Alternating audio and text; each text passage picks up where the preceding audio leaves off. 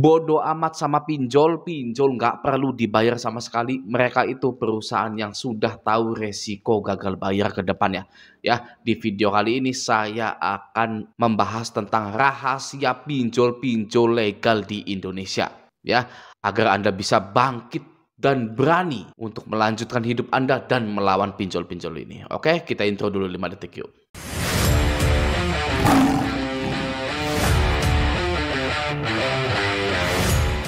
Jika Anda telat bayar atau gagal bayar di pinjol, janganlah panik. Ya, janganlah panik, janganlah takut, tenang saja. Tenang saja, oke?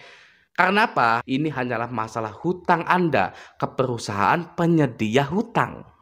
Ya, oke ya. Bukan hutang ke perusahaan yang lain, bukan hutang ke perusahaan Pertamina, ya. Bukan hutang ke perusahaan elektronik, oke? Bukan hutang ke KFC, McDonald, Starbucks, ya.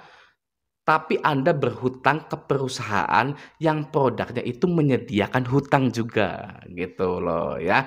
Semua perusahaan ya sudah mengkalkulasi resiko-resiko apa saja yang akan datang pada perusahaannya. Oke, misal Pertamina, mereka sudah mengkalkulasi ya bagaimana jika bensin itu mulai habis bahannya. Ya, bagaimana jika stok ayam di KFC masih menumpuk namun sedikit penjualannya. Ya, bagaimana jika perusahaan elektronik ya rusak semua barangnya. Oke, semua perusahaan itu sudah memperhitungkan hal itu ya, dan perusahaan tersebut ya masih fine-fine saja. Oke, jika hal itu terjadi ya, mereka semua menyanggupi dan menyadari atas semua resiko yang akan terjadi. Oke, jadi buat apa Anda mempermasalahkan hutang pinjol pada perusahaan penyedia hutang? Ya, yang perusahaannya pun sudah tahu kalau akan banyak yang gagal membayar pinjaman. Ya, untuk apa Anda mempermasalahkan, mempusingkan ya pada perusahaan penyedia utang yang perusahaannya pun sudah tahu ya, sudah tahu resikonya kalau akan banyak yang gagal membayar pinjaman. Oke. Jadi Anda tidak perlu mencemaskan hal-hal yang umum terjadi pada suatu perusahaan tersebut. Ya, Pertamina kebocoran gas biasa saja. Ya, PDAM, kelangkaan air biasa saja, bahkan Anda pun sabar menunggu airnya muncul kembali. Ya, pernah ya lama gitu, 1 bulan 2 bulan gitu ya. Anda menunggu dengan sabar ya, dan PDAM-nya pun biasa-biasa saja. Oke, pinjol, bank, leasing, banyak yang nunggak biasa saja.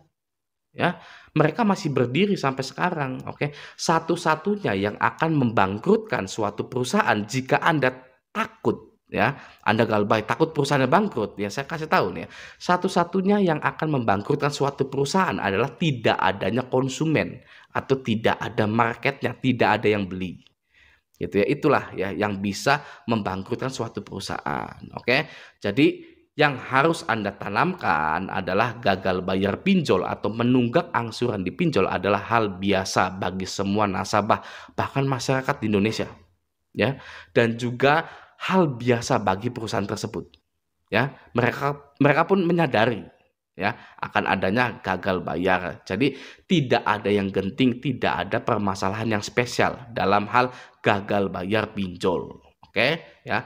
Makanya bagi saya maupun bagi OJK ya, nasabah menunggak atau nasabah gagal bayar itu sudah hal lumrah dalam dunia finance. Oke, tidak ada yang spesial sama sekali, tidak ada yang genting.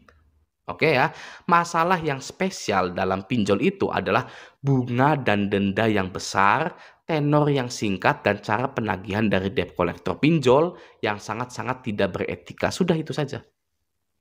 Ya, kalau leasing, bank ya tidak pernah memaki-maki kontak daruratnya. Ya, kalau leasing dan bank tidak pernah menyebarkan data nasabahnya. Oke, kalau leasing dan bank tidak pernah mempermalukan nasabahnya di sosial media manapun, membuat poster maling, membuat poster prostitusi, lalu disebarkan ke semua kontak. Ya, tidak ada praktek-praktek penagihan seperti itu di leasing dan juga bank, gitu ya. Oh iya, bank tidak ada bang di leasing dan bank itu nggak seperti itu. Tapi jaminan kita disita, gitu kan ya. Belum tentu, ya. Belum tentu leasing dan bank itu langsung menyita ya jaminan Anda, motor Anda, mobil Anda, rumah Anda, belum tentu. Ya, Anda pasti nih ya, pasti nih ya, Anda akan diberikan waktu 3 bulan sampai 4 bulan untuk mengusahakan cicilan Anda agar jaminan Anda tidak ditarik atau disegel, gitu ya. Anda akan diberikan waktu, oke. Tapi kalau dipinjol, telat sehari, bahkan belum telat pun Anda sudah dimaki-maki, ya. Belum telat pun kondar Anda sudah di-miss call, ya. Apalagi kalau telat, ya. Situlah bedanya leasing dan bank itu leasing dan bank itu berbeda gitu ya dengan pinjol gitu ya. Namun kesimpulannya bukan di situ ya.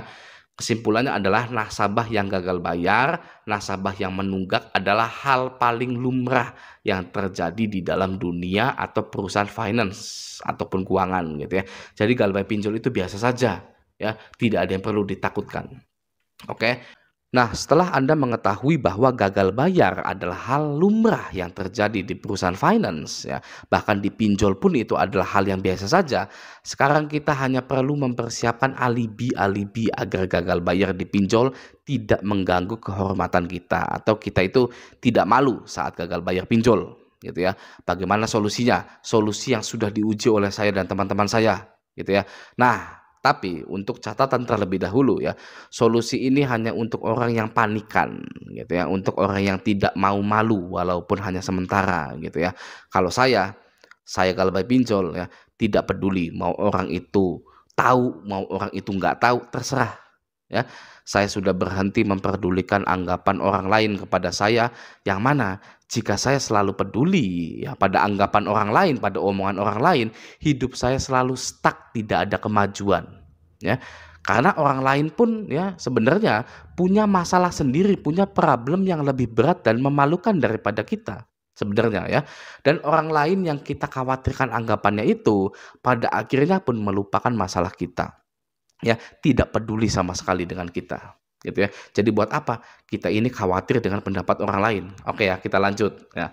Nah, solusi yang sangat ampuh yang sudah diuji oleh saya dan teman-teman saya ini saat gagal bayar pinjol adalah dengan mengatakan hutang itu bukan hutang saya. Ya. Apa yang akan Anda lakukan jika kontak darurat Anda dihubungi oleh pinjol?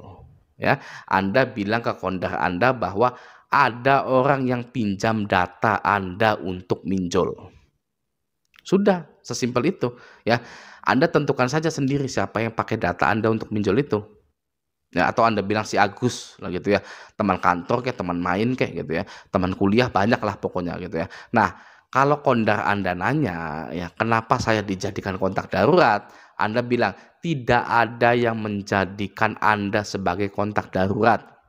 Ya, itu semua dari aplikasi pinjolnya yang merekam chattingan WhatsApp, telepon, dan SMS. Itu di luar kendali saya. Oke, ya. Lalu kalimat penutupnya, sekarang saya sedang menghubungi si Agus ini. Pengen ketemu dengan si Agus ini untuk bilang segera bayar pinjolnya, segera diselesaikan. Gitu ya. Tenang saja, ya. Anda tenang saja, oke? Mas tenang aja mas gitu ya. Lalu Anda bilang lagi, kalau ada yang menghubungi Anda lagi dari pinjol, bilang tidak kenal sama sekali dengan saya gitu ya. Kenapa waktu pencairan tidak telepon saya gitu ya, tidak telepon kondar gitu ya. Kenal atau enggak, kenapa asal ACC saja gitu ya. Intinya saya tidak kenal dengan si penghutang itu gitu ya. Oke ya. Nah, cara itu juga berlaku jika ada DC lapangan berkunjung dan orang rumah menyatakan atau menanyakan hal itu kepada Anda, menanyakan hutang itu gitu ya. Itu kenapa itu ada DC lapangan pinjol ke sini gitu ya. Bilang, data saya dipakai orang lain. Saya juga nyesel sudah bantu dia ya, tapi tidak dibayar gitu ya. Sekarang saya mau ketemu dengan dia, suruh lunasin hutangnya gitu ya. Cara itu juga berlaku jika Anda terkena penyebaran data gitu ya. Jadi ya, data saya dipinjam, itu bukan hutang saya. Itu yang paling ampuh ya. Itu yang akan membersihkan nama Anda gitu ya. Satu cara lagi yang masih ampuh sampai sekarang, data saya kena hack dan disalahgunakan gitu ya. Anda tinggal pilih saja cara mana yang paling cocok untuk Anda gitu ya. Apakah cara yang pertama yaitu hutang itu bukan hutang saya, data saya dipakai teman untuk minjol ya, atau yang kedua ya, data Anda kena hack, data saya kena hack dan disalahgunakan gitu ya. Atau seperti saya ya, saya tidak peduli dengan pinjol ya. Mending saya cari uang yang banyak saja gitu kan ya. Oke ya, saya di sini ya bukan mengajarkan Anda untuk berbohong, tetapi karena penagihan dari DC pinjol ini yang sudah keterlaluan, yang bisa membuat seseorang ini malu ya. Bahkan sampai ada korban yang mengakhiri hidupnya hanya karena penagihan pinjol yang sangat kasar dan tidak beretika gitu ya. Kenapa tidak kita selamatkan diri kita dengan cara yang sudah saya infokan. Oke. Jadi kesimpulan dari video ini adalah gagal bayar itu hal paling lumrah yang terjadi di dunia finance atau keuangan gitu ya. Bukan masalah berat atau spesial seperti yang Anda bayangkan. Oke. Semoga video ini membantu. Sampai jumpa di video selanjutnya.